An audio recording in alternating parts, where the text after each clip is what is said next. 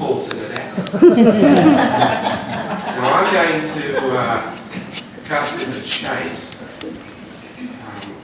with my nurse, and I'm going to make use in my presentation of a very rare first edition book of nurses' letters written by Donnell, and in the collection of the Anzac Memorial here at the library of the RUSI.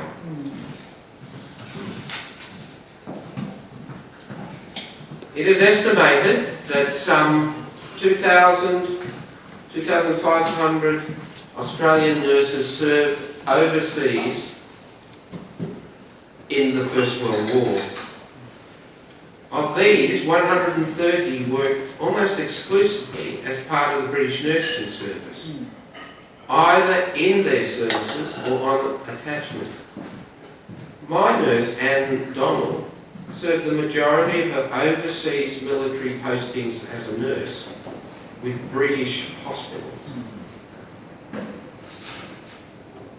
Anne Donnell joined the Australian Imperial Force as a staff nurse and was posted to No. 3 Australian General Hospital. She did that in 1915 at the age of 39, making her a very senior appointment to the nurse. Why? Because she was already a reserve nurse in the Australian Army Nursing Service and a registered nurse with a specialism in midwifery, which will become important as I tell this story.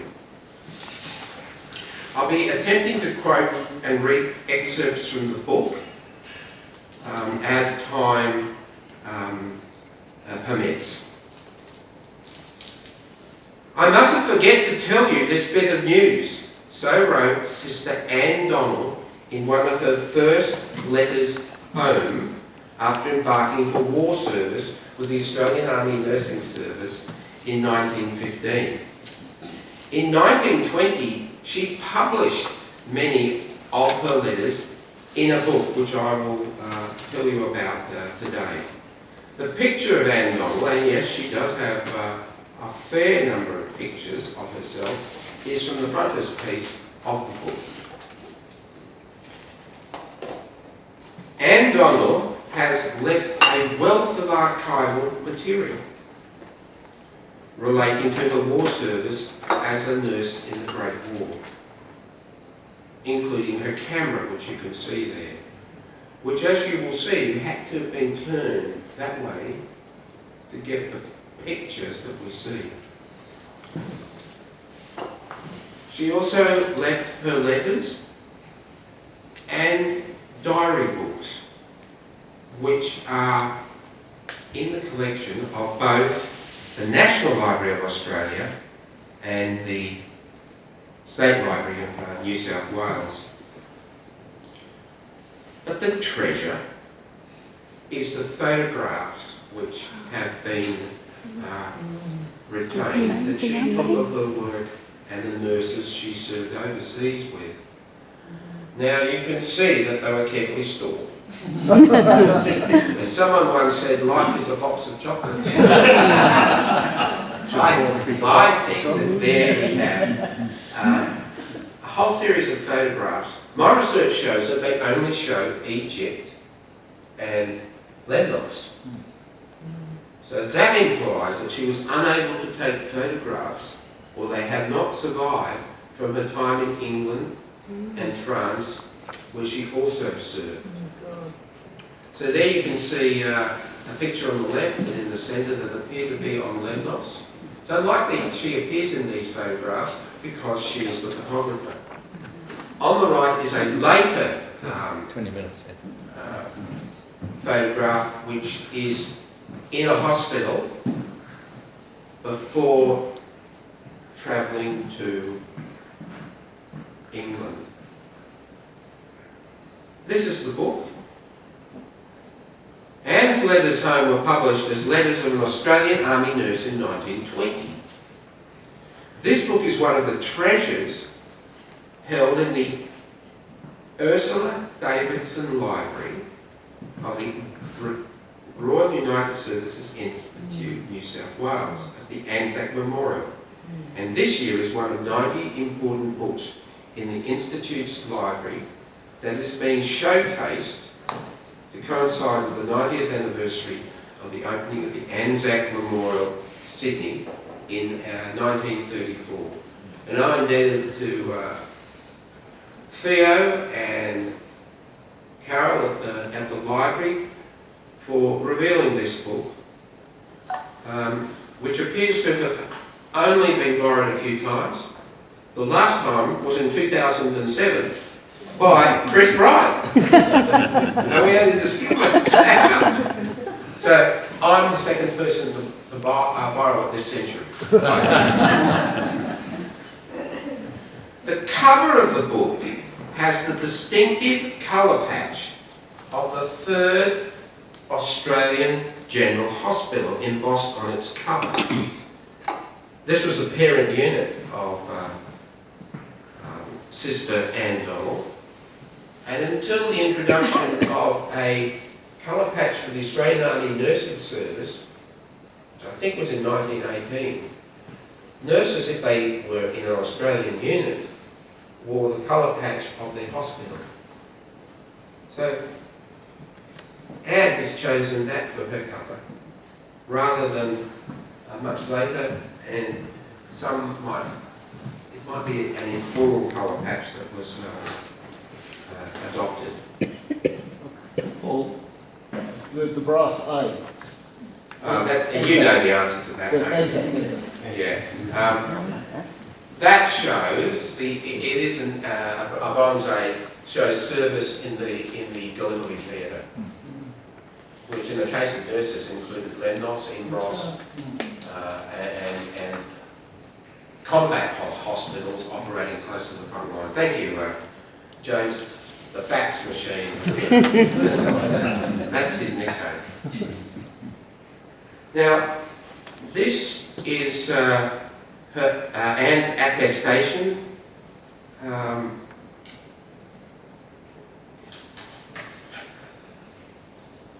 Paper form, which describes her as being aged 39 in 1915, 5 feet 2 inches tall, of medium complexion. I'm not going to mention her weight. And with brownish grey hair. This is from the National Archives of Australia, and many of their records are digitised. And many of you have relied upon that in at least the preliminary research that is done. And this is a world-class resource to have. Now this is one of 2 pages showing her military postings as a nurse. Now that's hard to read. The script of the time is not readily readable or reproducible.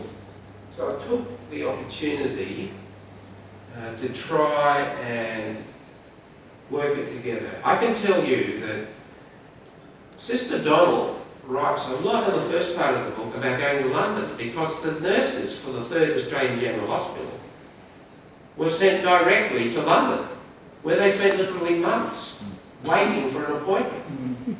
They did not serve in a hospital. They were favoured, but their service was not what they had intended to do. They were then eventually sent to Egypt, where Anne served at the British General Hospital in Alexandria, and then went to Lemnos late in the campaign, and then came back and joined the 3rd Australian General Hospital at Abbasia in February 1916 as the Anzac forces withdrew from the Gallipoli theatre. Then followed travel to England, You can see the abbreviations for Australian General Hospital, for Casualty Clearing Station, for Stationary Hospital. You can see a French hotel to recover from influenza, which poor Anne suffered twice that we know of. Then back to the 3rd Australian General Hospital, where she was admitted the second time with influenza. Then another time. And then, for whatever reason, in March 1918, she was posted to the Australian Auxiliary Hospitals, of which there were at least 3. Am I right, Kevin? There were 3 Australian Auxiliary Hospitals? You studied this area. There might have been more. I think you are correct, Yeah. And then she served at the most famous hospital amongst those who study nurses, Perth. I'd like to show you a few photographs about that. Amazing, versatile service for this nurse. This is the 19th General Hospital. Now here, Anne delivered a baby. And there's the baby on the right-hand side. Now these 3 photos, there couldn't be a better example of association. Because the man in the middle is Colonel Fiaschi, who was a senior medical officer in 3rd Australian General Hospital. He travelled with his wife, Mrs. Fiaschi, who must have been younger than him. Yes, But she taught nursing at the hospital. Sorry, on the ship, as Suga has said, and Carol alluded to. And that put her in very good books of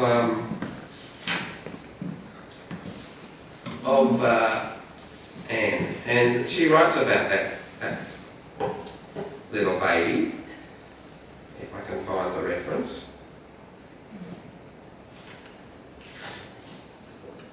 So this is a remarkable photograph. There cannot be many instances of an Australian Army nurse delivering of a little Australian baby at the 19th British General Hospital.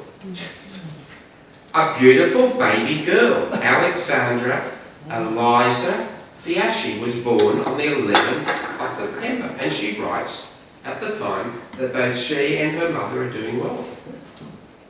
Of course, I love the babe, and when I take her out, she is much admired among officers and men. It seems so strange, the one wee babe amongst the hundreds of soldiers here, and how they love to see her. The married ones will immediately tell me of theirs that they have left behind and pull out their photos to show me, which is quite touching. In about 3 weeks, Mrs. Fiaschi will be going on to Italy. I will see her safely off from here, and then I trust I go on to Lemnos, which of course she does eventually, but not before she has an opportunity to again do some sightseeing. And this is, remember that at this stage she's a staff nurse, not yet promoted as she would in May 1917 to sister. You see her here with Sphinx, Handler and Donkey. A great combination with the great pyramids in the background. She's obviously handed the camera to a fellow nurse who snapped this. Now this is not a photograph by Anne, but it does capture the scene at Lemnos. The hospitals were mainly at Mudros. And these are not soldiers. If you look carefully, you can see that they are nurses, all of them. There's not a man there. Note the different uniforms. The weather is terrible, bitterly cold, with a high wind and rain. We are nearly frozen. Even in our balaclavas, mufflers, mittens, cardigans, raincoats and Wellingtons. It's a mercy we have ample warm clothing, else we should perish. Last night, 5 tents blew down. One was a war tent and 4 sisters' tents.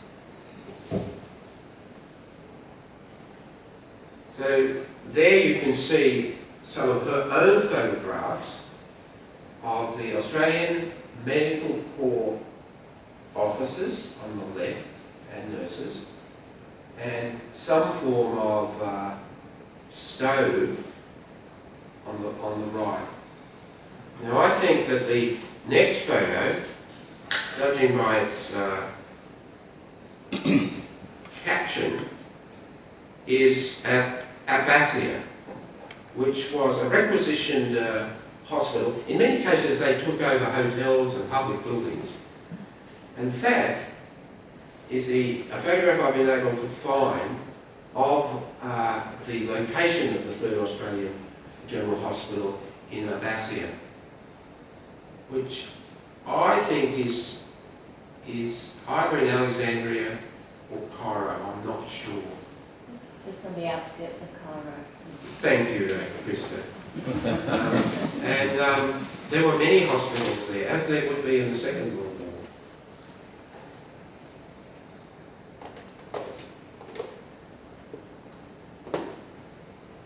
The 3rd Australian General Hospital was sent, or at least its staff was sent to England in the middle of 1916, and they arrived there at the Kitchener Hospital in Brighton, which at that stage was being operated on behalf by the British Army Medical Services with the assistance of British Red Cross and St John VADs and medical orderlies.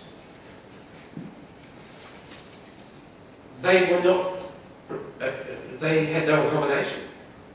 Did you know that nurses either had to pay for their own rations and on occasion their own accommodation in England, or accept the most basic of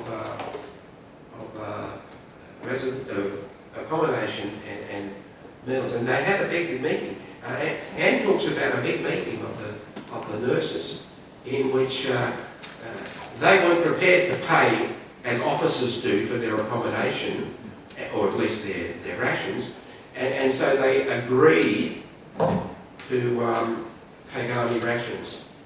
And she served there until April 1917, when she made the move across to the front line. Now here is what Carol has called a hutted hospital. This is a British hospital. The inclusion of tents suggests that it's not a general hospital but a stationary hospital. General hospitals tend to be further back. They both had what we call in the Army Scale A accommodation, but it varied. Now, I haven't been able to track it down, but Anne Donnell, now appointed a sister, is one of a few number of Australian nurses serving with the many British nurses. Perhaps she was chosen because of her clinical experience. Perhaps she volunteered. She had a tendency to volunteer. And in her time at the 38th British Stationary Hospital at Calais, she was subjected to aerial and artillery bombardment. At the 3rd Australian General Hospital in Abbeville and at the 48th Casualty Clearing Station in EPRA, and she was exposed to great trauma amongst the soldiers, something that becomes increasingly prevalent when she no longer had the opportunity to write on anything else. I can't read much of that time because I'm going to end with some very interesting reflections that Anne made in her final letters. But I must say she's suffered at least 3 bouts of influenza and survived. But I think her health did suffer, and she was sent to the second Australian Auxiliary Hospital in Southall. Is it Southall? I would pronounce that, I think. And then, quite quickly, and I'm talking within 6 days, she ends up at the place to be, Harefield. Now here is a very interesting photograph of Harefield. One that I'm not familiar with because of the elevated way in which it's taken. It may in fact be taken from Harefield House, but we look out onto a bustling auxiliary hospital operated by the Australians, in which soldiers are recuperating. They're in recovery. And the hospital had grown immensely to include so many extra buildings. Now you can see in the centre up at the top there, they're ablution halls. Then there's accommodation huts. And these are actually wards, I believe. And you can see that the soldiers are there in various uniforms. They're obviously entranced by what's going on. The photograph is excellent. That's from the Australian War Memorial. I want to read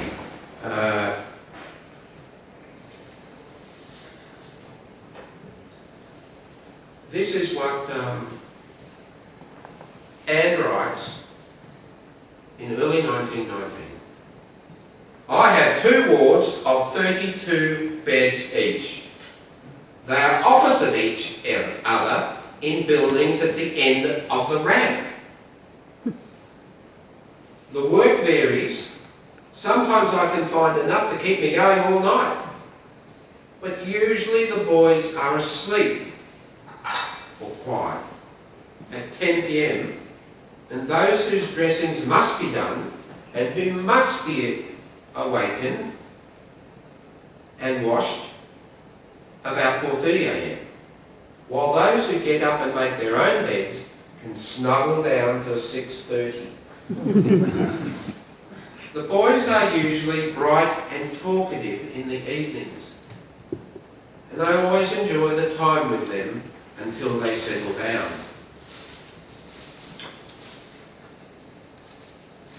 Just before returning home and embarking for Australia in the middle of 1919, she's quite reflective, and I'll end with this quote. When quietness reigned tonight, and I had taken a tiptoe around the wards to see that all was right and to count my flock, I discovered that most were asleep.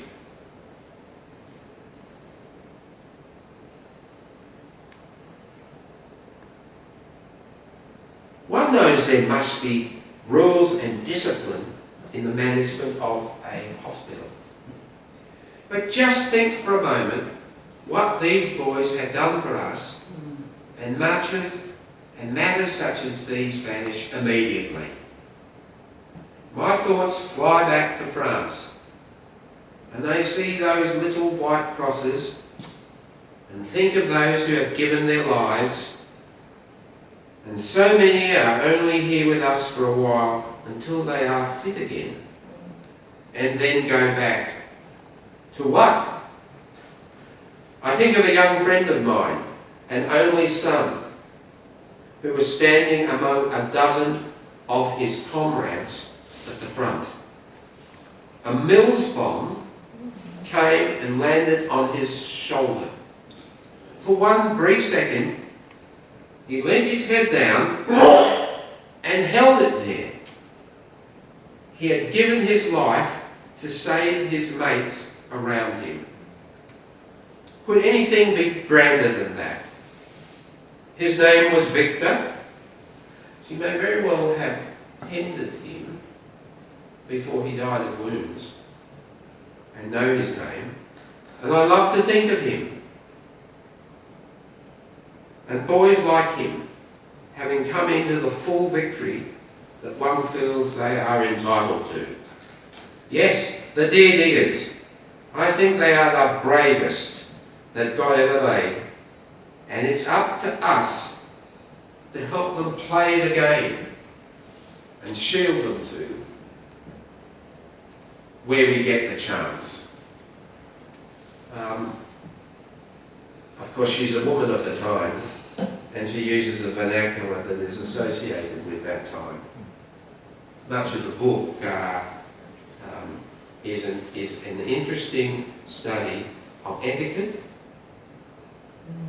and the like that a nurse was expected to behave. It's obvious that though they were treated as though they were commissioned officers, they knew their bounds, and there was a certain etiquette. I think the highlight of her time, which was pleasurable to remember, was the invitation from the royal family for she and 9 nurses and 5 Australian servicemen to be entertained to afternoon tea at Windsor Castle. I know some people here have been entertained. And to be served tea by the Princess Mary. And to approach but not speak to the king, but to be engaged in conversation with Queen Alexandra and the like. So, as it turned out, this nurse got all 3. But she did not get a royal. This is 1930s, and she has a little baby again with her. Now, in a blog about Anne Donnell, this photograph appears, and you know you can check image. I couldn't find it anywhere else. But the caption says, Nurse Anne Donnell with baby Yvonne Annear, A-N-N-E-A-R, and adopted Annear at an early age. So, foster mother? That's a first thought, but isn't that, and may I just end by making a few remarks. One of the great pains of being a qualified nurse and remaining so is that you could not marry in many circumstances and not experience motherhood. Anne decided to continue until she retired in the Second World War, and she died in 1956. I haven't been able, I've concentrated on the book. I consider Anne Donnell to be my nurse, and I have the benefit, unlike Sister Godfrey, of having an abundance of material about the war service. But again, less so after the war. Lest we forget Sister Anne Donnell, 3rd Australian General Hospital, Australian Army Nursing Service. Thank you.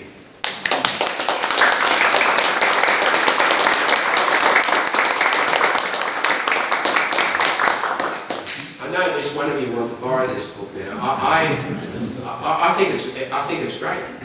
Has to come back to the library first, Paul. I'm going to You may borrow it from the RUSI library. When we put the painting, Okay, true librarian. Absolutely. and hopefully someone else other than Chris and I will borrow the book before the century is out. You know, she was paid £5 for the letters. by the State Library of New South Wales. Wow. No wonder she then put the book, the letters to the Angus and Robertson to publish the book in 1920. But what a story. God bless them all. Thank you very much. I can take questions, but I don't know what time it is right now. It's 12:10. Yeah, bang on time. And I very